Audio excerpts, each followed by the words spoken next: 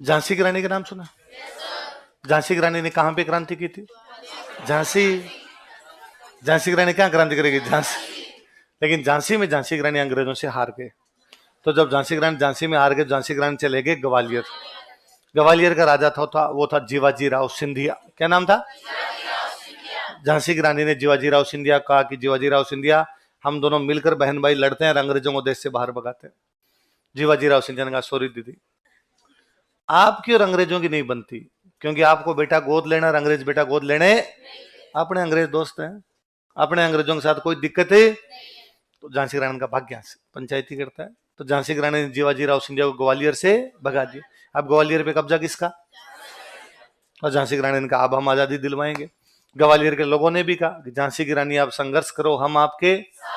तो वहां ग्वालियर में एक सेठ जी रहते, उन सेठ जी का नाम था अमरचंद मांझी। ये आए सेठ जी, सेठ जी ने लाके अपना जितना धन था झांसी की रानी को लाके दिया। या तो भामाशाह ने दिया था महाराणा प्रताप को, या अमरचंद मांझिया ने किसको दिया? कि रानी आप संघर्ष करो, पैसों की चिंता मत करो। रानी लड़े और रानी लड़ते हुए ग्वालियर में वीरगति को। अब अंग्रेजों ने वापस कब्जा किया ग्वालियर पे, जीवाजी राव सिंधिया को वापस राजा बनाया। अब अंग्रेजों का लिस्ट बनाओ कौन कौन झांसी की रानी के साथ था, और पता चला कौन थे। पैसे टके लाके किसने दिए थे? तो अमरचंद मांझिया को फांसी लगा दी गई। किस्सा तो यही समाप्त हो जाता है। राजस्थान के इतिहास से कोई भी लेना देना। लेकिन बाद में हमें पता चला कि बांठिया ये नाम तो अपना है यार। हमने पता लगाया तो पता चला बांठिया जी का परिवार बीकानेर से ग्वालियर गया था। कहां से गया था? हमने कहा कोई तो लेना देना है, बीकानेर के तो थे, लिखो। और अपने ये थोड़ी सी आदत भी है, अपना कोई भी आदमी अपने से बाहर जाके बड़ा काम कर दे तो हमें लगता है कि नहीं ये सबसे खास आदमी है, पहले हम उसकी तरफ ध्यान भी देते। जेडी वेंस उपराष्ट्रपति बने, अमेरिका का उपराष्ट्रपति कौन बना? तो हमने पता लगा कि लुगाई इंडिया की है, उषा वेंस। क्या नाम है? उषा सोच रही है मैं पहले भी यही थी, कोई भी मिलने के लिए आया। कल मोदी जी बर्थडे मना के बेटे का, उनके बेटे का बर्थडे, मोदी जी गए हुए थे। मोदी जी का लो मैं आता हूँ भाई मनाने के लिए, इंडियन मूल के हैं, इंडिया के हैं, लो आपके घर पे जाता। पता चला अमेरिका के अंदर वहां पे कोई अधिकारी बनाई गई ट्रंप की गवर्नमेंट के अंदर, हरमीत कौर ढिल्लो। वहां पे एफबीआई जो उनके जासूसी एजेंसी है, काश पटेल। कौन बनाए गए? वहां पर एक और अधिकारी बनाए गए श्री राम कृष्णन। कौन बनाए गए? हम बाकायदा नाम पढ़ रहे हैं कौन कौन इंडियन है जो ट्रंप की गवर्नमेंट में कुछ ना कुछ बना दिए गए। उषा वेंस के पति, आधा तो ही गया। उषा वेंस तो अपनी है ही, जेडी वेंस है नहीं है। काश पटेल, हरमीत कौर ढिल्लो, श्री राम कृष्ण। और हम सोच रहे थे तो ट्रंप जीत गया। यदि कमला जीत जाती तो अमेरिका का राष्ट्रपति कौन हो जाता? इंडिया का। सामने कमला हैरिस ही तो थी, तो कमला हैरिस तो पूरी हो जाती। वहां हम अमेरिका में नाम देख लेते हैं, नाम है तुलसी गबार्ड। क्या नाम है? और एक इंडिया की, फिर पता चला इंडिया की नहीं अमेरिका की है, नाम तुलसी है। उनका परिवार हिंदू धर्म को मानने लग गया, इसलिए अमेरिका के हैं, ईसाई हैं, पीढ़ियों से वही रहते हैं, इंडिया से कोई लेना देना नहीं है, हिंदू धर्म को फॉलो करने लगे, इसलिए नाम क्या रख लिया? तुलसी। पर हम उन चीजों को लेकर देंगे, हाँ यार ये है। आजकल तो क्या फिर भी इंडियंस खूब यूं बड़ी बड़ी जगह पर जाने लग गए। ब्रिटेन में तो प्रधानमंत्री बन गए थे, ऋषि सुनक बने गए थे, और भी खूब बड़ी बड़ी जगह पर पहुंच जाते हैं। मेरे को याद है पहले अमेरिका में हमारे एक नेता थे नवीन जिंदल, नवीन जिंदल ने बॉबी जिंदल, क्या नाम था? नवीन जिंदल तो अपने यहीं के, बॉबी जिंदल एक नेता थे। और बॉबी जिंदल वहां पर एमएलए बन गए। क्या बन गए? तब भाई साहब वहां एमएलए, जैसे अपने यहाँ एमएलए होते हैं वैसे वहां एमएलए बन गए। तब एमएलए बनना बड़ी बात हुआ करती। और अपने अखबारों ने लिखा बॉबी जिंदल ने फहराया तिरंगा, अमेरिका में जाकर बने हैं एमएलए, अब भारत और अमेरिका के रिश्ते होंगे और मधुर। बॉबी जिंदल सोच रहे यार मैं मधुर कैसे करूंगा। थोड़े बॉबी जिंदल बड़े मेहनती आदमी, थोड़े दिनों बाद बॉबी जिंदल बन गए वहां पर मुख्यमंत्री, कैलिफोर्निया प्रांत के। कौन से? वहां अपने मुख्यमंत्री बनते हैं, वहां गवर्नर बनते हैं, तो कैलिफोर्निया क्या बन गए? गवर्नर। हमने और कहा बॉबी जिंदल ने कर दिया भारत का कद ऊंचा, अमेरिका के कैलिफोर्निया पर कर लिया है कब्जा, अब भारत और अमेरिका के रिश्ते और होंगे मजबूत। बॉबी जिंदल और मेहनती आदमी, 2016 में जब वहां पर चुनाव होने थे, राष्ट्रपति के चुनाव, तो अमेरिका में दो पार्टियां हैं, एक है डेमोक्रेटिक, एक है रिपब्लिकन। कौन कौन सी? अमेरिका दुनिया की सबसे पुरानी डेमोक्रेसी। सबसे पहले वैसे तो ग्रीस मानी जाती है, पर आज के देशों के अनुसार जो आज व्यवस्था है सबसे पहले अमेरिका में आई थी। पहले मेच्योर डेमोक्रेसी है वो। वहां पे दो पार्टियां हैं, एक है डेमोक्रेटिक और एक है रिपब्लिक। राष्ट्रपति के चुनाव होते हैं तो पहले पार्टी पार्टी वाले मिलके पूछते हैं कि राष्ट्रपति कौन बनेगा। तो जैसे मान लो आप डेमोक्रेटिक और आप रिपब्लिक हो, तो आप डेमोक्रेटिक वाले आपस में बात की कि यार कौन बनना चाहिए, रिपब्लिकन वाले आपस में बात करेंगे कौन बनना चाहिए। तो रिपब्लिकन वालों ने बात की भाई इस बार अपने राष्ट्रपति कौन बनना चाहिए, तो दो लोगों ने हाथ खड़े कर दिए, एक तो ट्रंप, एक बॉबी जिंदल। कौन कौन? अब क्या करो साहब, दो आदमी खड़े हो गए, तो क्या पहले पार्टी पार्टी में वोटिंग करवाओ, पहले रिपब्लिकन वोटिंग करो कि बॉबी जिंदल को खड़ा करना है या ट्रंप को खड़ा करना है। उस वोटिंग में जीते ट्रंप। कौन जीते? मान लो उस वोटिंग में जीत जाते बॉबी जिंदल, तो 2016 में पक्का ही था कि रिपब्लिकन जीतेंगे, क्योंकि लगातार दो बार से डेमोक्रेटिक जीत रहे थे। बराक ओबामा दो बार से था, इसलिए जनता डेमोक्रेटिक से परेशान थी। इस बार बढ़ना तो किसी ना किसी रिपब्लिकन को था, तो ट्रंप जीत गए, इसलिए चुनाव में भी कौन खड़े हुए? ट्रंप। इसलिए जीते भी कौन? ट्रंप। यदि बॉबी जिंदल जीत जाता तो बॉबी जिंदल क्या बनते? देश अमेरिका के। अब बॉबी जिंदल रिपब्लिकन का चुनाव लड़ा तो भी अपने अखबार के मेन पेज, पार्टी का चुनाव, पार्टी के अंदर अंदर, एक कदम दूर है व्हाइट हाउस पर कब्जा करने से। बॉबी जिंदल खेल रहे हैं सेमीफाइनल। यदि सेमीफाइनल में हरा दिया ट्रंप को, तो फाइनल में मुकाबला होगा डेमोक्रेटिक की हिलरी क्लिंटन से। क्या कर पाएगा भारत व्हाइट हाउस पर कब्जा? क्या और ऊंचा जा पाएगा हमारा तिरंगा? और दिल्ली भाई बॉबी जिंदल ये, बॉबी जिंदल वो। दिवाली के आसपास का टाइम था जब वहां पर चुनाव चल रहे थे, और ट्रंप की जो पुत्र वधू थी उसकी एक फोटो आई, जिसमें एक मंदिर के आगे छोटे छोटे बच्चे खड़े, हिंदुओं का टेंपल है, बच्चे खड़े, और वो बच्चों के साथ में फुलझड़ी जला रखी है। उसने अपने अखबार में वापस लिखा, यह होता है असर, ट्रंप की पुत्र वधू को भी हिंदुओं को करना पड़ रहा है राजी, जलानी पड़ गई फुलझड़ी, बॉबी जिंदल दे रहे हैं पूरी टक्कर। जनता मीडिया वाले अपने घर तक पहुंचे हुए, बॉबी जिंदल का जो भारत में घर था वहां तक पहुंचे हुए। यही है वो घर जहां से गए थे बॉबी जिंदल के दादाजी। इसी चूल्हे पर बनाती थी उनकी दादी जी रोटियां। देखिए घर की दीवारों को, मीडिया वाले अपने यूं तेज बढ़ते हैं, घर तक ढूंढ लेते हैं। माहौल बना हुआ भयंकर, बॉबी जिंदल बॉबी जिंदल बॉबी जिंदल, सब अखबारों के अंदर। एक दिन बॉबी जिंदल अपने घर से बाहर निकले, अमेरिका में प्रचार के लिए बाहर जा रहे हैं। अमेरिका के पत्रकारों में से किसी एक पत्रकार ने पूछा कि Bobby are you an American? Bobby Jindal ने पहला तो बुरा सा मुंह बनाया, उसने कहा नो। नहीं, आर यू एन इंडियन? उसने पहले तो बड़ा बुरा सा मुंह बनाया, उसने फिर कहा no, I am an American and proud to be an American. अपने वालों का बहस ऐसा कितने दिनों से मर्सी गा रहे हैं हम तुम्हारे, सुबह शाम तुम्हारा लिख रहे हैं। पर मुझे उस दिन बॉबी जिंदल अच्छा लगा, जिसकी खाओ बाजरी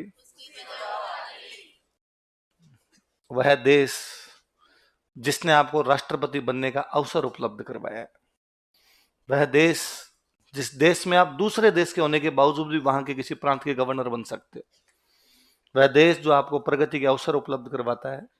आप भले ही किसी भी देश से आए होंगे, पर अब आपकी पूरी निष्ठा, पूरा समर्पण उस देश के प्रति होना चाहिए। अब आप इंडिया इंडिया मत करो, वहां जाकर इंडिया इंडिया करना तो इंडिया जाओ। अब आप अमेरिका के हो, अमेरिका के भविष्य के लिए, प्रगति के लिए जो कुछ करना है वो करो।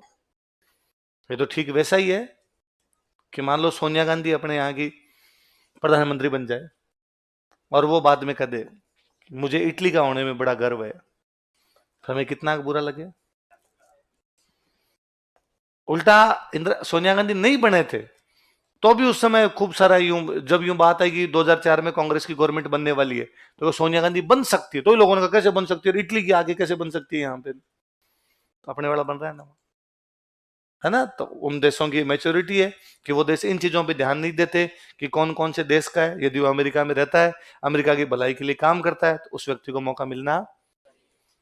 ऋषि सुनक इंग्लैंड का प्रधानमंत्री है। आप इस बात को सोच के देखो, कोई गोरा आदमी भारत का प्रधानमंत्री बन जाए। हमारे अखबार वाले रंग वापस लेके, ईस्ट इंडिया कंपनी का दोबारा हुआ कब्जा एक बार फिर हो चुके हैं हम गुलाम। क्या आजादी कोई काम नहीं आई? क्या भगत सिंह गांधी जी इस दिन के लिए हमें आजाद करके गए थे? शहीदों का बलिदान क्या व्यर्थ चला जाएगा? क्या अब गोरे पुनः कालों पर कब्जा कर लेंगे? क्या पुनः नस्ली भेदभाव होगा हमारे देश में? इंग्लैंड में ऋषि सुनक बना, तब इंग्लैंड के अखबारों ने तो नहीं लिखा कि भारत लेगा बदला? किया था इंग्लैंड ने भारत पर कब्जा, अब भारतीयों ने आकर वापस कर लिया इंग्लैंड पर कब्जा। कभी करते थे गोरे कालों पर राज, अब काले करेंगे गोरों पर राज। नहीं लिखा ना? ये उन देशों की मेच्योरिटी। हमारे देश में अभी ये मेच्योरिटी नहीं बाकी है। हम इस बारे में मतलब कोई मेरे समेत अपने कोई कह दे कि यार इंग्लैंड का कोई आदमी आगे तुम्हारा प्रधानमंत्री ऐसे मत करो यार, जीव दुखता है, ये बात ही मत करो कम से कम। वो बना रहे हैं ना, उनके किसी प्रकार की ऐसी कोई बात है, बन गए ऋषि सुनक बन गए तो ऋषि सुनक बन गए, जितने दिन रहने थे उनको रह लिया। आगे भी यदि उनको मौके मिलेंगे, यदि वो जीत पाए तो वो बन सकते हैं। तो वो मेच्योर डेमोक्रेसी है। अपने क्या है आदत है, अपना कोई बंदा बाहर जाके कुछ भी ढंग का काम कर देता है, हम फटाफट कहते हैं कि वह बंदा हमारा। हरगोविंद खुराना को नोबेल पुरस्कार मिला था, है ना? हरगोविंद खुराना वैज्ञानिक में नोबेल मिला उनको, और नोबेल मिलता है, हमने देखा खुराना अरे अपना आदमी है, और हमने भाई साहब पूरी दुकानें तक ढूंढ ली। यही है वो दुकान जहां से चाट पपड़ी खाया करते थे हरगोविंद खुराना के पिताजी। इतना हल्ला मचाया हमने, हरगोविंद खुराना हरगोविंद खुराना हरगोविंद खुराना। हरगोविंद खुराना ने फोन करके कहा इंडिया को कि मेरा नाम लेना बंद करो, मेरा तुम्हारे से कोई लेना देना नहीं है, और मैं तुम्हारे देश में होता तो चाट पपड़ी खा रहा होता अब तक। ये वैज्ञानिक बनने के अवसर मुझे इस देश ने उपलब्ध करा, इसलिए मैं देश का हूं, तुम्हारे से मेरा कोई लेना देना। तो अपने उनका सॉरी। एक नोबेल मिला था वीएस नॉयपॉल, वीएस नॉयपॉल को मिला था। वीएस नॉयपॉल का नाम हमने देखा था, अपना बंदा, अपना साहित्य का नोबेल मिला था, हमने वापस लिखा। वीएस नॉयपॉल ने भी बाद में कहा था कि ना ठीक है, मेरे रूट्स इंडिया से जुड़ते हैं, बहुत अच्छी बात है, मैंने वहां से खूब सीखा है, मेरे परिवार वाले वहां से आए थे, पर अब मेरा उनसे कोई भी लेना देना, मैं जिस देश में रहता हूँ उसी देश का हूँ। तो अपने को यूं आदत है, थोड़े थोड़े दिनों में मचमची उठती है, यूं देखते हैं कि कौन अपना सुनीता विलियम्स हाँ अंतरिक्ष गई है, तो हम बाद में ढूंढ के लाएंगे। तो वो को दूसरा अपने यहाँ पर आगे इस प्रकार काम करे तो अपने को अच्छा लगता। तो ऐसे कैसे बांटिया जी थे तो बीकानेर के, बांटिया जी कहाँ चले गए थे? ग्वालियर। किसकी सहायता करते हैं? ले दे के अपने क्रांति में मोटी मोटी बात इतनी थी, पर झांसी की रानी के एक सेनापति जिनका नाम था तांतिया टोपे, क्या नाम था? हेडिंग डालो, तांतिया टोपे, उनके बारे में पढ़ते हैं थोड़ा। तांतिया टोपे थोड़ा सिलेबस बढ़ा गए अपना। तांतिया टोपे कहानी और जोरदार। अंग्रेजों और मराठों के बीच में तीसरा अंग्रेज मराठा युद्ध होता है 1817-18 में। थर्ड एंग्लो मराठा वॉर कब हुआ था? 1817-18 में। अंग्रेजों ने जैसे ही मराठों को हराया, फिर अंग्रेजों ने कहा ऐसा क्या है, पिछली बार 1803 से 6 में जो लड़ाई हुई थी, 1803 टू 1806 में जो लड़ाई हुई, उसमें मराठों को हरा दिया था। फिर ये 12 साल बाद मराठे वापस खड़े हो गए, तो लोगों ने कहा साहब मराठों की यूनियन है। क्या बात करते हो? कौन कौन? सिंधिया, होलकर, भोंसले, गायकवाड़ और पेशवा, ये 5 लोग मिलकर मराठा संघ बनाते हैं। क्या बनाते हैं? संघ होता है तो संगठन में शक्ति है। फिर एक बार आ रहे, थोड़े दिनों बाद वापस जो आगे वापस लड़ लिए, और यूनियन का हेड है पेशवा। हेड कौन है? तो इस हेड को हटा दो, हेड ही काट दोगे तो नीचे वाला कुछ भी करेगा। तो गए पेशवा के पास। पेशवा कौन था? बाजीराव सेकंड। कौन था? और बाजीराव सेकंड को जाकर भैया आज के बाद में आप नाम के आगे पेशवा नहीं लगाओगे, पेशवा का पद बस 1818 तक पेशवा बनने थे, आप बन गए, अब कोई भी पेशवा बनेगा नहीं, और आप हटो इस पद से। पेशवा ने कहा ठीक है, बाजीराव ने कहा ठीक है, मैं हटने के लिए तैयार हूं, और पुणे में नहीं रहोगे, पुणे में रहोगे तो वापस पंगे करोगे, तो मैं कहां जाऊं? कानपुर। कहां जाओगे? और कानपुर के पास ये गांव है बिठूर, उस बिठूर में जाके बैठ जाओ। तो पेशवा ने कहा पुणे में तो मेरे यहाँ घर है, टैक्स देती है जनता, वहां खर्चा पानी अंग्रेजों का पेंशन देंगे। क्या देंगे? तो बाजीराव सेकंड ने नाम के आगे से पेशवा पद हटा दिया और मान लिया कि आज के बाद कोई भी पेशवा बनेगा नहीं। कहां जाके बैठ गए? बिठूर। और किसकी पेंशन लेने लगे? अब बाजीराव सेकंड की मृत्यु हुई। बाजीराव सेकंड की मृत्यु हुई तो उनके बेटे नाना साहब धुंधुपंत, है ना, नाना साहब, मराठों में टाबर को नाना ही कहते हैं, तो नाना साहब, तो नाना साहब अंग्रेजों के पास गए। अंग्रेजों को जाकर अंग्रेजों पेंशन दो। अंग्रेजों का भाई साहब आपका परिचय, आपकी तारीफ। नाना साहब ने कहा मैं तारीफ खुद नहीं करता, लोग रखता हूं साथ में, करो ना तारीफ करो। लोगों ने कहा साहब ये पेशवा जी है, बाजीराव सेकंड के बेटे। अंग्रेजों का सुनो, ध्यान से सुनना बात को, पेशवा आपके पापा भी नहीं थे। 1818 में पेशवा का पद समाप्त कर दिया गया, उसके बाद कोई भी पेशवा, पर आपके पापा जी लास्ट पेशवा थे, उनको हमने पेशवा के पद से हटाया था। कोई भी आदमी जब अपनी नौकरी छोड़ता है ना तो उसको पेंशन मिलती है। आप आरएस लगोगे, आरएस से जब घर जाओगे तो सरकार क्या देगी? पेंशन। वो पेशवा के पद से उनको भेजा गया तो उनको हमने क्या दी? पर आप आरएस लगोगे, आप हटोगे, आपको पेंशन मिलेगी, फिर आपके बेटे को मिलेगी क्या? नहीं मिलेगी वो पेंशन। तो अंग्रेजों ने कहा इनको किस बात की पेंशन है? नाना साहब ने कहा देख लेना, मैं तुम्हारे खिलाफ क्रांति कर दूंगा। अंग्रेजों ने कहा ये पहले करके देखो, ये जो अभी बोला ना ये करो तुम सबसे पहले। तो नाना साहब ने कानपुर में क्या कर दी? तो नाना साहब के सेनापति टॉप है, कौन है? तो नाना साहब को बहुत जल्दी समझ में आएगी, पार पड़ेगी। नाना साहब निकल गए नेपाल। कहां निकल गए? अब तात्या टोपे क्या करे? तो तात्या टोपे चले गए झांसी की रानी ग्वालियर में लड़ते हुए वीरगति को। अब तात्या टोपे क्या करे?